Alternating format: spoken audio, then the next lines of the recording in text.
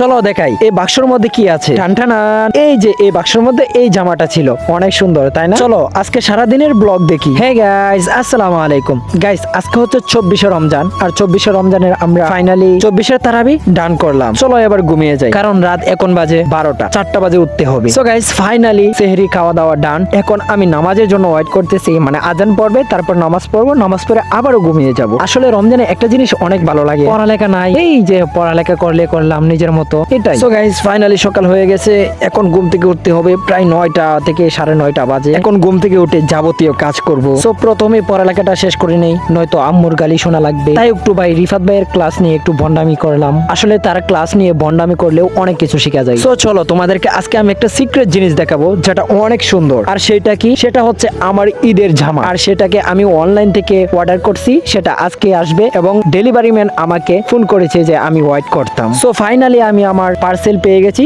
চলো এবার খুলে দেখাই। আসলে যদি সবটা দেখাই দেই তাহলে তো আমার ঈদ চলে যাবে। চলো তোমাদেরকে একটু দেখাই। এই যে গাইস দেখো, অনেক সুন্দর একটা জামা, অনেক সুন্দর একটা গেঞ্জি, অনেক ভালো লাগছে। সো তোমাদেরকে দেখানোর জন্য আমার ভিডিওতে লাইক করো এবং চ্যানেলটিকে সাবস্ক্রাইব করে দাও।